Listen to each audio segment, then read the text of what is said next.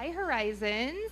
We are so glad that you are here with us this morning. If this is your first time or this is your 700th time, we are just so glad that you decided to join us this morning.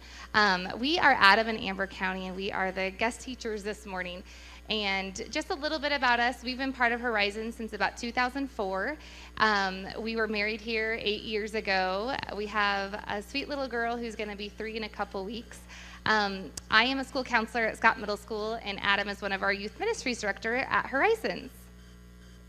Yeah, so when Jason asked us to preach on this series, we were pretty excited. We thought that'd be fun, okay, a relationship series. And then he lets us know that it's about relationships and finances.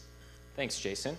The double whammy there, right? So, but we say that because, we want to say up front, like, we are not experts up here. We don't know any more than any of you do. But we just want to share with you today what God says about finances and what we've learned through just our experiences being married and dealing with that. And just, we've been lucky enough to learn from so many different resources along the way. One of the biggest ones is Financial Peace University, which is a Dave Ramsey class that Horizons actually offers here. So we've also learned from just a bunch of different other resources, other sermons, like a couple sermons we've listened to before on this topic from Andy Stanley to Perry Noble. Different podcasts by Dave Ramsey's personalities like Chris Brown and different things like that.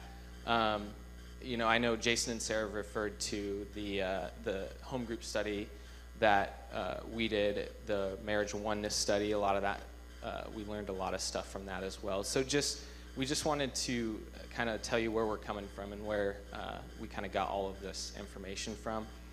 So if you're single right now, you're like, okay, I can sit back, relax. Like, they're talking about marriage and money and finances. I don't need to worry about that. But what we're talking about today applies to everybody. It doesn't matter where you're at, and it's almost more important for those people that aren't married yet to listen to that, because it's really good stuff that we're going to talk about that we've learned from these different resources. So if you're single, lean in, stay with us. We want you to get this too. So we've all been frustrated in our lives, and that doesn't matter where you are in your life. You may have been frustrated with coworkers, your parents, your children, an acquaintance, a good friend. But if you're married, there's probably been a time or two where you've been frustrated with your spouse. Not a time to nudge your spouse right now, because you just had an argument in the minivan on the way here. But we probably have all been frustrated at some point with our spouse. Something that kind of frustrates me about Adam is, let's just act like he's not here, in his truck is meticulous. If you know Adam, he likes everything to be clean, including our house, but his truck. So if we're going somewhere, we're getting on the road, I don't even bring a granola bar in his truck because, heaven forbid, something drops in his truck. And he doesn't get angry. He's just okay, it's okay. So, but the number of cups he leaves around our house is unreal. So the dishwasher is pretty close to our sink. And somehow his cups manage to make it to the sink sometimes, but not the dishwasher. And he's like, oh, I'm going to use it for tomorrow. And I'm like, usually do. No, he doesn't. No, he doesn't. So just a little frustration in our marriage. After 8 years, we're still battling that. Well, right, it's only fair if I get to share my frustrations too, right? So when we were first married and started living together, I could not believe how much hair this girl shed in our house. I mean, and it was not frustrating at first, but then as you keep seeing it in the shower, just everywhere. Is like a shedding animal. So we had, we actually got rid of our dog who was shed quite a bit, but I can't just get rid of Amber. So dog went to the in-laws. I won't do that. So it's easy to say that we get easily frustrated in our marriages and relationships. The leading cause of divorce in marriage, though, is finances. So we can say that the number one frustration in marriages is finances. And so that's what Adam and I want to talk to you about today. Yeah, and many people believe that having more money would save their marriage or would fix their marriage. How many times have we said or thought, if we just had more money, everything would be better, or if we just had more money, we wouldn't fight as much, or we wouldn't argue about these things. So we ask ourselves, how much money would that be? How much money would it take to fix those things? And would $450 million be enough? Because that's what these two made together. Their marriage lasted, this is Nicolas Cage and Lisa Presley, their marriage lasted only 107 days. And we think of celebrities, and we see that all the time, right? Of people that are worth millions or billions of dollars that just can't make marriage work. And so I think the answer to that question is no. There's not enough money that can fix a marriage. So what that comes down to is it's not about what we make, it's about how we manage it. It's not about what we make, it's about how we manage what God has blessed us with. And that's hard for us to comprehend because it's really easy to think, we've worked so hard, we deserve this. We went to a special training, we went to additional school, we worked extra hours, we deserve this money. But we really have to think that God is the one that blesses us with what we're given. At the end of the day, we are still dependent on God for our health and for our wealth. And this is what Jesus is saying in Luke chapter 16, 10 through 15, which we're going to get to. So if you have your Bible, if you can open that up to Luke 16, it's one of the 4 Gospels. And if you don't have a Bible, we have Bibles on the back, in the back of the worship center, or you can pull out your smartphone and you could look on the YouVersion Bible app. So Luke 16, and we're going to break it down first. I'm going to read Luke 16, 10 through 12.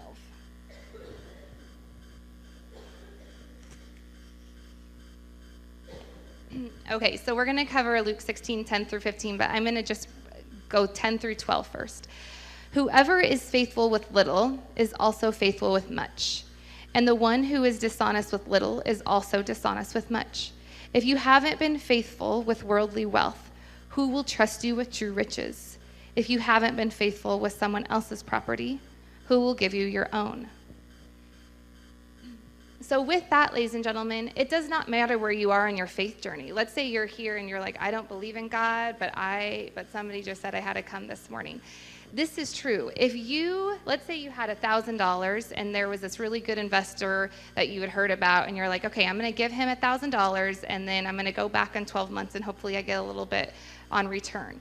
If you go back after 12 months and they have not given you anything in return and you don't have any of that original $1,000, you're not going to continue to trust this man or woman with your money. You're not going to say, well, next year I'm going to do it, but I'll give him $10,000. Maybe he'll do something with that. And this is the same thing with God. If we do not manage his money appropriately, he's not going to continue to bless us more. So we are expected to use the resources he gives us wisely. Yeah, and so you can see in those first 2 verses that it kind of feels like, it's okay to love wealth and to build that, and there's nothing wrong with that. But look at what verse 13, we're going to continue on to verse 13. Look at what verse 13 says. It says, no household servant can serve 2 masters. Either you will hate the one and love the other, or you will be loyal to the one and have contempt for the other. You cannot serve God and wealth. And so when we look at that, that kind of takes that back and says, like, we've got to focus on one thing. We can only serve one thing. We can only serve one thing in that if we can't serve both God and wealth. Many of you have probably heard this verse before. But it reminds me of an example I can think of is, Amber and I are huge Husker fans. Yeah, we made it through last night. It was a tough night, but we made it. But we're huge Husker fans. I was born in Iowa. My family lives in Iowa. And, they all love Iowa football. Like, I grew up, I was kind of an Iowa fan. I know, sorry, don't shame me. I was an Iowa fan a little bit. But as I grew up, I went to the University of Nebraska. Like, I became a huge Husker fan. And so I couldn't serve both of those teams. I can't be a Husker fan and be an Iowa fan. Like, it just makes sense in my head this way. But our family has a lot of banter that goes on throughout the year because we don't play each other till the end of the football season. But there is, so since I can't serve both, there is nothing better that when Nebraska doesn't win, we have an Iowa loss. Like, that is powerful in our house. Now, I know there's some Iowa fans in here, probably, Jenny, but that's just personally kind of how I see that. It's an example I think of when I think of we can't serve two things. We can't fully love and serve two teams, just like we can't serve and love God and wealth and money.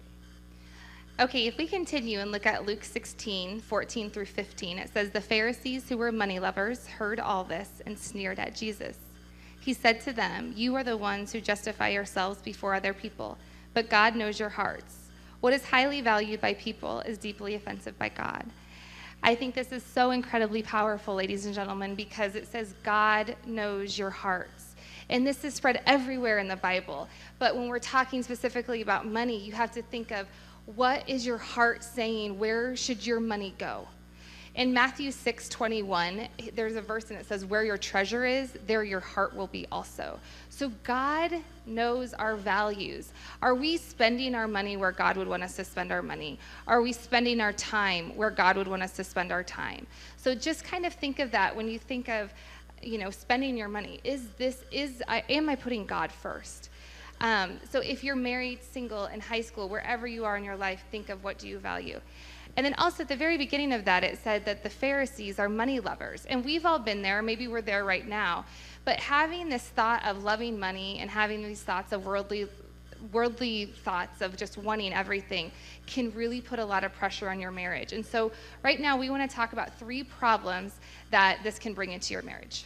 Yeah, so the first one we're going to go through or talk about is just differences in spending. So Financial Peace University, like Amber and I said, we've taken that. Something they'll teach you in that class is that typically a person is either a saver or a spender. So that you just kind of tend to fall in one of those categories. Either you save more or you like to spend more. So that can work out in relationships many different ways. You can have 2 spenders in a relationship, 2 savers. You can have opposite. And so that's just one difference of how people, a difference in spending money. The other difference, major difference, I think, is between men and women, and how men tend to spend money or women tend to spend money, or what they think is important or what they value when we spend money.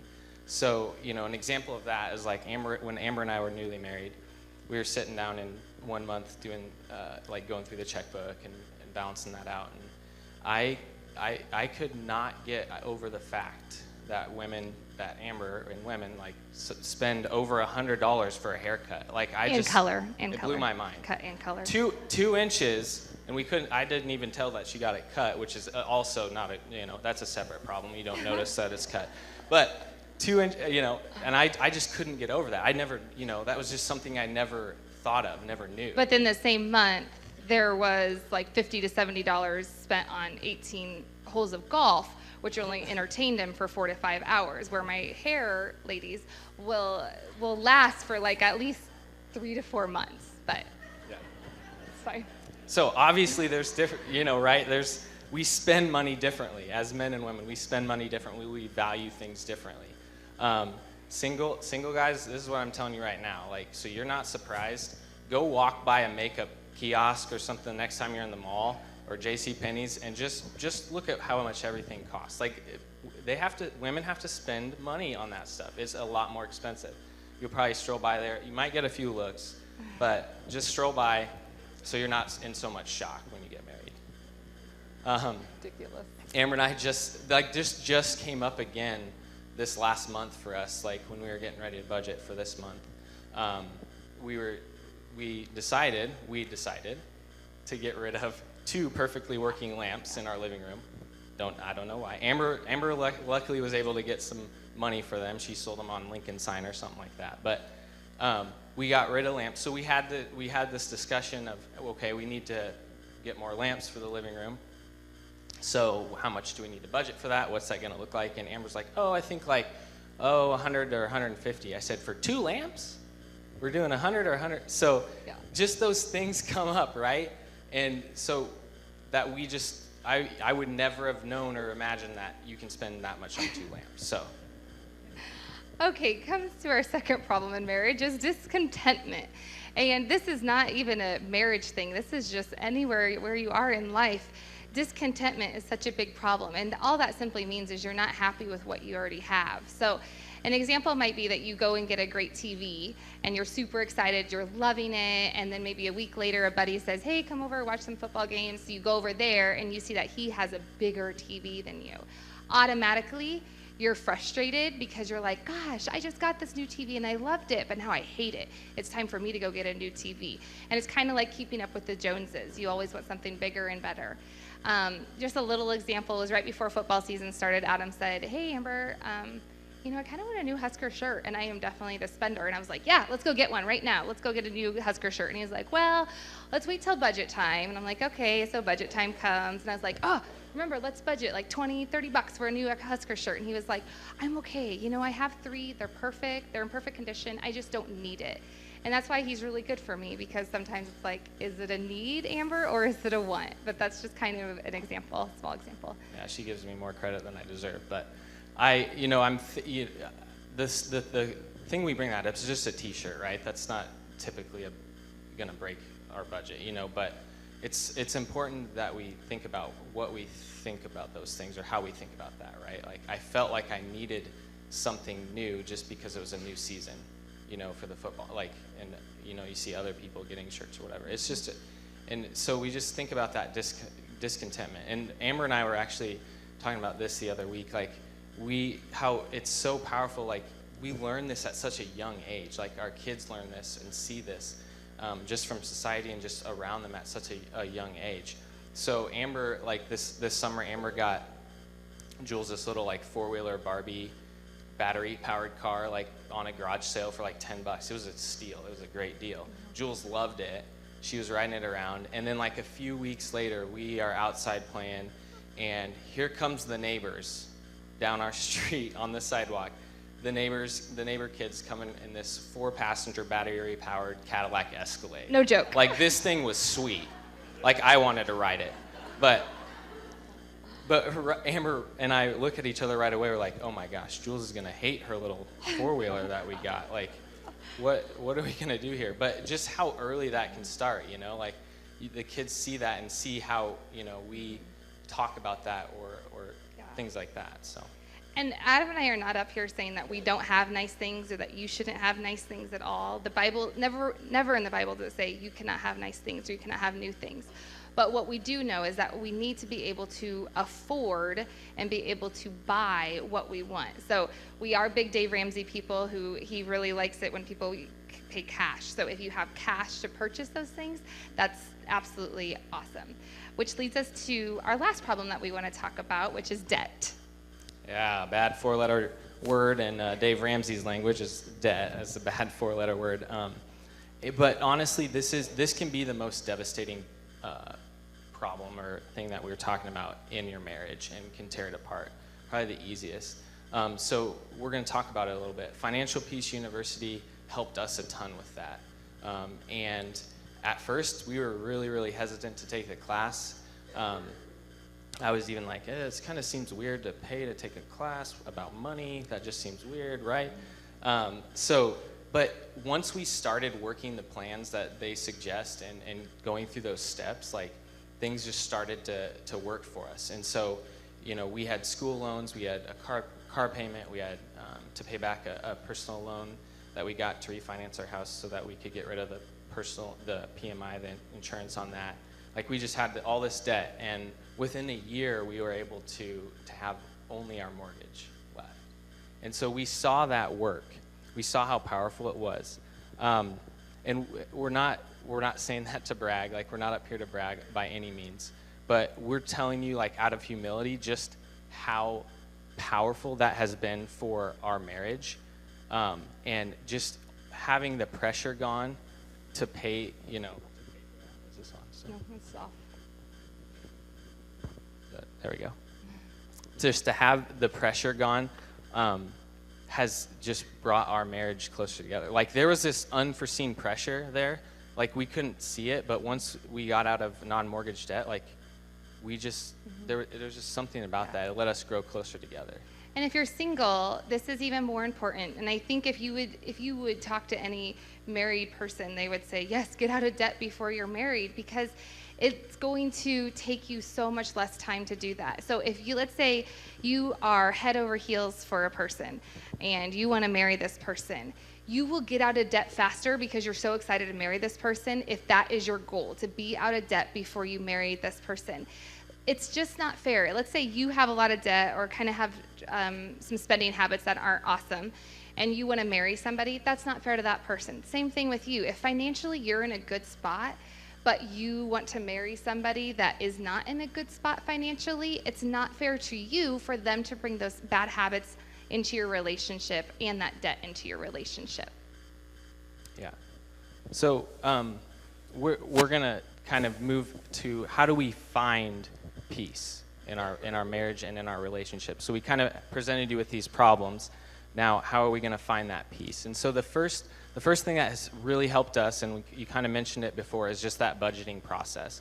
So budgeting is kind of one of those most important things that we do every single month to get ready for that next month. And so first, I want to talk about why we're called to budget. It's scripture based. If you look at Luke 14:28, it says, if one of you wanted to build a tower, wouldn't you first sit down and calculate the cost to determine whether you have enough money to complete it? So it makes sense, right? If you're going to build something, a tower, you're not going to just be like, okay, let's just start building it and see what happens, right? You're going to sit down, you're going to make a plan, make sure you have enough to do it. It's the same thing with our money. Zig Ziglar says it this way. He says, if you aim at nothing, you'll hit it every time. So we have to have a target. And so the budget helps us focus in on what is our goal, what is our target. And so a budget ends up telling your money where to go instead of wondering where it went. Before we did a budget, Amber and I would look at our checkbook at the end of the month and be like, oh my gosh, where did all this go? Like, we have no idea what we spent this on. And so I think it's really, really important. I think that's the first outline on your first point on your outline. So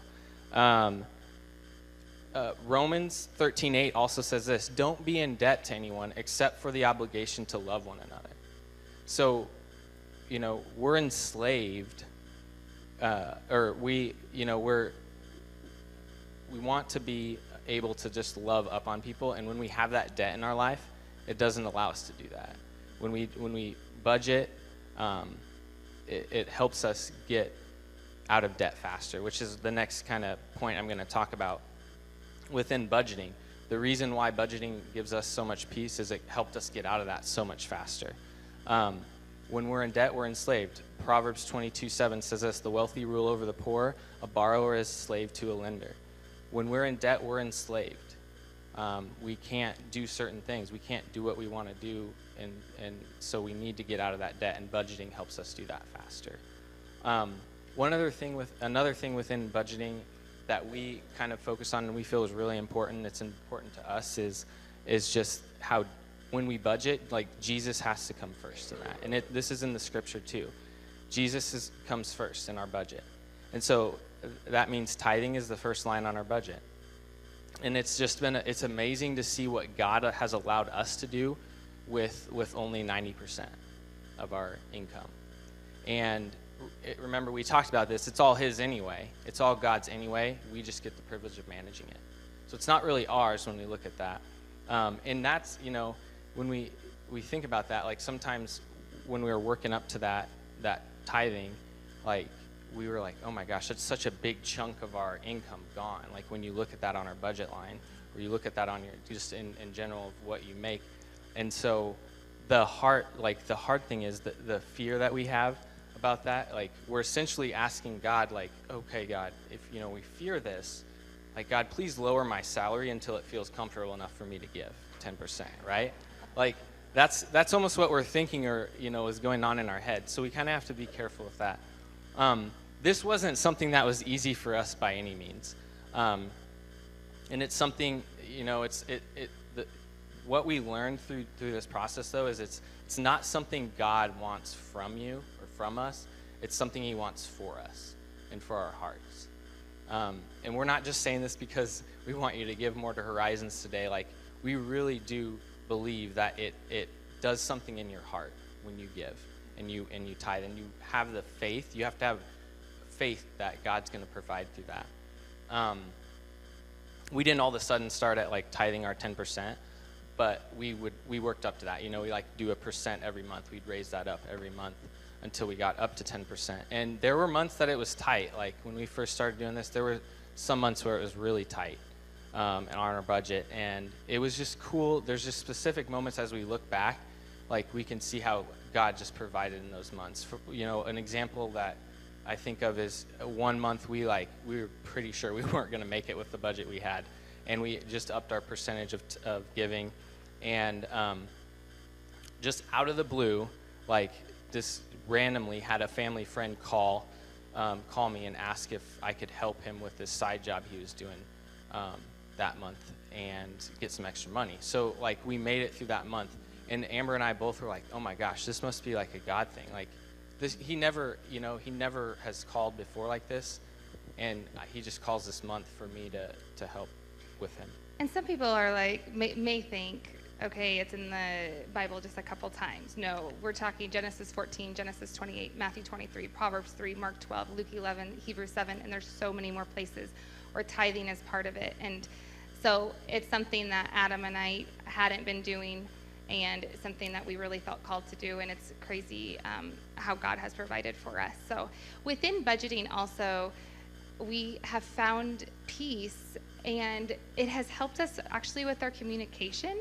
And it's kind of crazy, but budgeting allows us time to sit down and communicate. And we know every time we sit down that we're going to disagree. Even now, we just budgeted about a week and a half ago, and I knew the lamp discussion was going to be kind of interesting. But now that we've done it so much that we know how to have this healthy discussion and how to communicate in a healthy way. And the fourth point on your outline is it's so much easier to be proactive than reactive. So if we go to the lamp situation, I couldn't imagine calling Adam or having him just see it on our bank statement that I spent $100 on lamps. Instead, I had to have that kind of hard conversation about how much lamps really cost. And I think only women are going to support me in this, but anyways, that the lamps do cost about $100 if you want two of them that are a good size and nice looking and stuff like that. And so it was so much easier for me to have that conversation and be proactive than him find out somehow else and for him to be reactive. Something else that we do is if we don't budget for something in the month, whether it's $5 or whether it's $100, because we may have forgotten it or something just came up, we still will call each other or talk about it and say, hey, this just came up. Are you okay if I spend this amount of money? And we respect each other. So I'm going to respect if Adam is like, you know what, Amber, I don't really agree in the same thing that Adam would do for me. And lastly, with communication, it's super fun that we get to sit down once a month and we get to dream together as a family and plan our future together, whether that's a vacation that we want to take or whether it's something that we want to maybe get Jules in the future, that we get to sit down and say, okay, let's allocate this much amount of money this month for this future thing. Yeah. So the next point that we're going to talk about that really has brought peace to our marriage and just peace in general to our finances has been a step that's also part of Dave Ramsey's financial peace class that we learned in there, and it's having an emergency fund set up. And what this basically is so in the steps that Dave Ramsey talks about, he says first get out of non-mortgage debt, so everything that's not your house, and once you do that, set up an emergency fund of 3 to 6 months of your expenses. So that's not like our salary, it's just what we typically spend on a month, the 3 to 6 months of that saved up. And so this step alone has probably given us the most peace in our marriage, and it's allowed us to grow closer together as a couple. Like most of you probably know, our daughter was born at 28 weeks, and we spent 85 days in the NICU with her. And at that time, we had our emergency fund set up, and as we had bills and bills, medical bills piling up, like literally our ping pong table in the basement was full of EOBs and bills. And as we had that piling up, like we weren't worried about being able to pay for that. We had our emergency fund. We knew that's what it was there for. And so having that set up let us focus on what really mattered in that time, was being with Jules at the hospital and being there for each other. And we weren't stressed about, oh my gosh, where are we going to find this money, or having arguments about, or stressors in our life that came up, like, where's that coming from? Where are we going to pay for all this? And so that just has really helped us just grow together closer. And it's wherever you're at in life too. It can be, even if it's not within a relationship. This is something, Amber's car got hit the other week and ran into. It was on the street, and since we have that emergency fund, like, they didn't leave their insurance or anything. So for us, when we have that emergency fund, it just becomes an inconvenience to us. It's nothing more than that. We know, okay, it stinks, we're gonna have to take that money out of our emergency fund to pay for the deductible, but at that point, it's just an inconvenience. It's not an argument, it's not a stressor in our life about where are we gonna get this? Where is this gonna come from next month when we're budgeting? And the last thing that being financially aware of our money has brought to our marriage is oneness, which is kind of crazy that finances has brought us closer. But ultimately, we want your marriage to be happy. We want our marriage to be happy. And we know that these things have helped us gain happiness in our marriage. And hopefully you've seen up here that we're passionate about this, and we get excited when we get to talk about it, because we do have peace and joy, because we're not stressed with our finances. And we will have even more peace and joy when we get to submit our last mortgage statement, whenever that will be, so we can give more than we do now, and that we can help others in unexplainable ways. So this is just a glimpse of what works for us. This hopefully gives you some ideas. And like Amber said, like, we love to talk about this. We're really passionate about it. So come find us if you have any more questions, or if you want to talk more about it. So the last thing I want to leave you with today is this statement, is that money was designed to build your marriage, not bust your marriage. Money was designed to build your marriage, not bust your marriage. So thanks. Let's pray.